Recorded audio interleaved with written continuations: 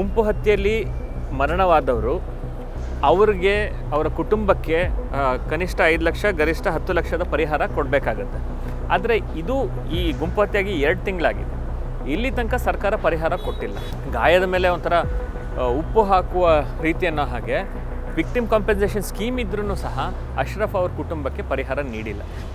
ಅಶ್ರಫ್ ಅವರು ಬ್ರದರ್ ಜಬ್ಬರ್ ಹೇಳಿದರೆ ಇನ್ನು ಮುಂದೆ ಯಾವುದೋ ಒಂದು ಮಾಬ್ ಲಿಂಚಿಂಗ್ ಈ ಥರ ಆಗಬಾರ್ದು, ಬೇರೆ ಯಾರಿಗೂ ಈ ಥರ ಸಾವಾಗಬಾರ್ದು ಅಂತ. ಅದ್ರ ಬಗ್ಗೆ ಏನು ಮಾಡುತ್ತೆ ಕರ್ನಾಟಕ ಸರ್ಕಾರ ಅಂತ ಸಹ ಅವರು ಹೇಳಿ. ರೆಹಮಾನ್ ಅವ್ರಿಗೂ ಸಹ ಕಾಂಪೆನ್ಸೇಷನ್ ಕೊಡಬೇಕಾಗಿತ್ತು. ಸರ್ಕಾರ ರೆಹಮಾನ್ ಅವ್ರಿಗೆ ಕಾಂಪೆನ್ಸೇಷನ್ ಕೊಟ್ಟಿಲ್ಲ ಇನ್ನು.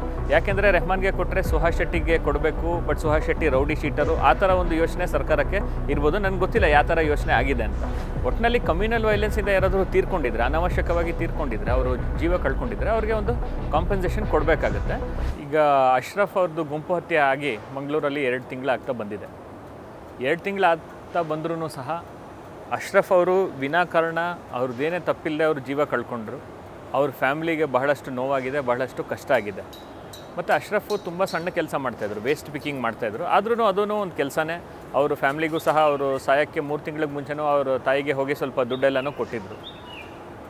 ಮಾನ್ಯ ಸರ್ವೋಚ್ಚ ನ್ಯಾಯಾಲಯ ತೆಹಸೀನ್ ಪೂನಾವಾಲಾ ಪ್ರಕರಣದಲ್ಲಿ ತೀರ್ಪು ಕೊಡ್ತಾ ಗುಂಪು ಹತ್ಯೆ ಪ್ರಕರಣಗಳಲ್ಲಿ ಸಾವುಗಳಾದಾಗ ಅವ್ರಿಗೆ ಕಾಂಪೆನ್ಸೇಷನ್ ಕೊಡಬೇಕು ಸರ್ಕಾರಗಳು, ಅದಕ್ಕೋಸ್ಕರ ಒಂದು ನಿಯಮ, ಒಂದು ಸ್ಕೀಮ್ನ ರೂಪಿಸಬೇಕು ಅಂತ ಹೇಳಿದರು. ಇವತ್ತು ಬಿಡುಗಡೆ ಆಗಿರೋ ಈ ಒಂದು ಫ್ಯಾಕ್ಟ್ ಫೈಂಡಿಂಗ್ ರಿಪೋರ್ಟಲ್ಲೂ ಸಹ ಈ ಒಂದು ಅನೆಕ್ಷರ್ ಇದೆ.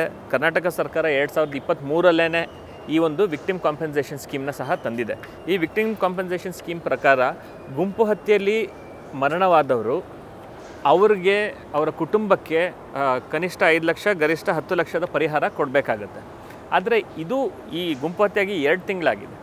ಇಲ್ಲಿ ತನಕ ಸರ್ಕಾರ ಪರಿಹಾರ ಕೊಟ್ಟಿಲ್ಲ. ನಾವು ಇವತ್ತು ಪ್ರಶ್ನೆ ಕೇಳಬೇಕಾಗಿದ್ದು, ಯಾಕೆ ಕೊಟ್ಟಿಲ್ಲ ನೀವು ಪರಿಹಾರ ಅಶ್ರಫ್ ಅವ್ರಿಗೆ? ಅಶ್ರಫ್ ಅವ್ರದ್ದೇನು ತಪ್ಪು ಅಥವಾ ಅವ್ರ ಫ್ಯಾಮ್ಲಿದೇನು ತಪ್ಪು? ವೈಫಲ್ಯ ಆಗಿರೋದು ನಿಮ್ಮ ಕಡೆಯಿಂದ. ಪೆಹಲ್ಗಾಮ್ ಆದಮೇಲೆ ನಿಮಗೆ ಗೊತ್ತಿದೆ, ಎಸ್ಪೆಷಲಿ ಇವ್ರು ಗುಂಪು ಹತ್ಯೆ ಆದಂಥ ರೀಜನ್ ಅದೊಂದು ಸೆನ್ಸಿಟಿವ್ ರೀಜನ್. ತೆಹಸೀನ್ ಪೂನಾವಾಲಾ ಪ್ರಕರಣದಲ್ಲಿ ಗುಂಪು ಹತ್ಯೆಗಳನ್ನ ಪ್ರಿವೆಂಟ್ ಮಾಡೋದಕ್ಕೆ ಈ ಥರ ಸೆನ್ಸಿಟಿವ್ ರೀಜನಲ್ಲಿ ಪೆಟ್ರೋಲಿಂಗ್ ಮಾಡಬೇಕು ಅಂತಿದೆ, ಅದು ಸಹ ನೀವು ಮಾಡಿಲ್ಲ. ಅವ್ರು ಸಾವಾದಮೇಲೆ UDR ಮಾತ್ರ ಮಾಡಿದರೆ, FIR ಮಾಡಿಲ್ಲ. ಒತ್ತಡ ಥರ ತನಕ ತನಿಖೆ ಸರಿಯಾಗಿ ಆಗ್ತಾಯಿಲ್ಲ. ಅವರು ಬೇಲಲ್ಲಿ ಸಿಕ್ಕಿದ್ದಾರೆ. ಅದ್ರ ಮೇಲೆ ಗಾಯದ ಮೇಲೆ ಒಂಥರ ಉಪ್ಪು ಹಾಕುವ ರೀತಿಯನ್ನೋ ಹಾಗೆ ವಿಕ್ಟಿಮ್ ಕಾಂಪೆನ್ಸೇಷನ್ ಸ್ಕೀಮ್ ಇದ್ರೂ ಸಹ ಅಶ್ರಫ್ ಅವ್ರ ಕುಟುಂಬಕ್ಕೆ ಪರಿಹಾರ ನೀಡಿಲ್ಲ. ಇದ್ರ ಬಗ್ಗೆ ಜಿಲ್ಲಾ ಉಸ್ತುವಾರಿ ಸಚಿವರು ಆಗಿರ್ಬೋದು ಅಥವಾ UT ಖಾದರ್ ಅವರು, ಯಾಕೆಂದರೆ ಆ ಭಾಗದಲ್ಲಿ ಅವರೊಬ್ಬರೇ ಇರೋದು MLA ಆಡಳಿತ ಪಕ್ಷದಲ್ಲಿ, ಅಥವಾ ಗೃಹ ಸಚಿವರು ಪರಮೇಶ್ವರ್ ಅವರು, ಇವರೆಲ್ಲರೂ ಸಹ ಗಮನ ವಹಿಸಬೇಕು. ಯಾಕೆ ಪರಿಹಾರ ಕೊಟ್ಟಿಲ್ಲ? ತಕ್ಷಣ ಪರಿಹಾರ ಕೊಡಿ. ಮತ್ತು ನೀವು ಆ ಕುಟುಂಬದವ್ರನ್ನ ಮೀಟ್ ಮಾಡಿ, ಅವ್ರ ಮನೆಗೆ ಹೋಗಿ ಮೀಟ್ ಮಾಡಿ, ಅವ್ರ ಮನೆಗೆ ಹೋಗಿ ಆ ಪರಿಹಾರನ ಕೊಡಿ. ಮತ್ತು ಅವ್ರಿಗೆ ಒಂದು ಸಾಂತ್ವನನೂ ಸಹ ಹೇಳಿ. ಅಶ್ರಫ್ ಅವರು ಬ್ರದರ್ ಜಬ್ಬರ್ ಹೇಳಿದರೆ ಇನ್ನು ಮುಂದೆ ಯಾವುದೋ ಒಂದು ಮಾಬ್ ಲಿಂಚಿಂಗ್ ಈ ಥರ ಆಗಬಾರ್ದು, ಬೇರೆ ಯಾರಿಗೂ ಈ ಥರ ಸಾವಾಗಬಾರ್ದು ಅಂತ. ಅದ್ರ ಬಗ್ಗೆ ಏನು ಮಾಡುತ್ತೆ ಕರ್ನಾಟಕ ಸರ್ಕಾರ ಅಂತ ಸಹ ಅವರು ಹೇಳಿ. ಮತ್ತು ಕಳೆದ 2 ತಿಂಗಳಿಂದ ದಕ್ಷಿಣ ಕನ್ನಡ ಜಿಲ್ಲೆಯಲ್ಲಿ ಒಂದು 3 ಪ್ರಕರಣಗಳಾದವು. ಒಂದು ಅಶ್ರಫ್ ಅವರ ಗುಂಪು ಹತ್ಯೆ, ನಂತರ ರೌಡಿ ಶೀಟರ್ ಆಗಿರೋಂಥ ಸುಹಾಸ್ ಶೆಟ್ಟಿ ಅವರ ಕೊಲೆ, 3ನೇದು ರೆಹಮಾನ್ ಅವರ ಕೊಲೆ. 3 ಸಹ ಖಂಡನೀಯ. ಯಾರೂ ಸಹ ಕಾನೂನನ್ನ ಕೈಗೆ ತಗೋಬಾರ್ದು, ಯಾರೂ ಸಹ ಇನ್ನೊಬ್ಬರ ಜೀವನ ಈ ರೀತಿ ತಗೋಬಾರ್ದು. 3 ಸಹ ಖಂಡನೀಯವಾಗಿದೆ. ಅಶ್ರಫ್ ಅವ್ರದ್ದು ಗುಂಪು ಹತ್ಯೆ ಆಗಿದೆ. ಗುಂಪು ಹತ್ಯೆಗೆ ಕರ್ನಾಟಕ ಗೌರ್ಮೆಂಟ್ದು ಸ್ಕೀಮ್ ಇರೋ ಹಾಗೆಯೇ ವಿಕ್ಟಿಮ್ ಕಾಂಪೆನ್ಸೇಷನ್ ಸ್ಕೀಮ್ ಪ್ರಕಾರ ಅವ್ರಿಗೆ ಕಾಂಪೆನ್ಸೇಷನ್ ಕೊಡಬೇಕಿತ್ತು, ಇನ್ನೂ ಕೊಟ್ಟಿಲ್ಲ. ಇನ್ನು ಸುಹಾಸ್ ಶೆಟ್ಟಿ ಮತ್ತು ರೆಹಮಾನ್ಗೆ ಬರೋಣ. ಸುಹಾಸ್ ಶೆಟ್ಟಿ ಅವರ ಕೊಲೆ ಯಾಕಾಗಿದೆ ಗೊತ್ತಿಲ್ಲ. ಅವರು ರೌಡಿ ಶೀಟರ್ ಆಗಿದ್ದರು. ಅದು ಒಂದು ಅವರು ಫಾಜಿಲ್ ಅವ್ರನ್ನ ಕೊಂದಿದ್ದಕ್ಕೆ ಆಗಿರೋ ಕೊಲೆ, ಯಾವುದಕ್ಕಾಗಿರೋ ಕೊಲೆ ಗೊತ್ತಿಲ್ಲ. ಅದು ತನಿಖೆ ಆಗ್ತಾಯಿದೆ, ಅದು ಆಗಲಿ. ರೆಹಮಾನ್ ಅವರು ಏನೂ ಮಾಡಿರಲಿಲ್ಲ. ರೆಹಮಾನ್ ಅವ್ರದ್ದು ಒಂದು ಪ್ಯೂರ್ಲಿ ರಿವೆಂಜ್ ಕಿಲ್ಲಿಂಗ್. ರೆಹಮಾನ್ ಅವ್ರದ್ದು ಏನೂ ತಪ್ಪಿಲ್ಲ. ಅವ್ರು ಯಾಕೆ ಅವ್ರ ಜೀವ ಹೋಯಿತು ಅದು ಯಾರೂ ಕಾರಣ ಅಲ್ಲ. ಅದಕ್ಕೆ ರೆಹಮಾನ್ ಅವರಂತೂ ಏನು ಮಾಡಿಲ್ಲ, ಅವ್ರ ಕುಟುಂಬದವರು ಏನೂ ಮಾಡಿಲ್ಲ. ಅದೊಂದು ಸೆನ್ಸ್ಲೆಸ್ ರಿವೆಂಜ್ ಮರ್ಡರ್. ರೆಹಮಾನ್ ಅವ್ರಿಗೂ ಸಹ ಕಾಂಪೆನ್ಸೇಷನ್ ಕೊಡಬೇಕಾಗುತ್ತೆ. ಸರ್ಕಾರ ರೆಹಮಾನ್ ಅವ್ರಿಗೆ ಕಾಂಪೆನ್ಸೇಷನ್ ಕೊಟ್ಟಿಲ್ಲ ಇನ್ನು. ಯಾಕೆಂದರೆ ರೆಹಮಾನ್ಗೆ ಕೊಟ್ಟರೆ ಸುಹಾಸ್ ಶೆಟ್ಟಿಗೆ ಕೊಡಬೇಕು, but Suhas Shetty rowdy sheeter ಆ ಥರ ಒಂದು ಯೋಚನೆ ಸರ್ಕಾರಕ್ಕೆ ಇರ್ಬೋದು. ನನಗೆ ಗೊತ್ತಿಲ್ಲ ಯಾವ ಥರ ಯೋಚನೆ ಆಗಿದೆ ಅಂತ.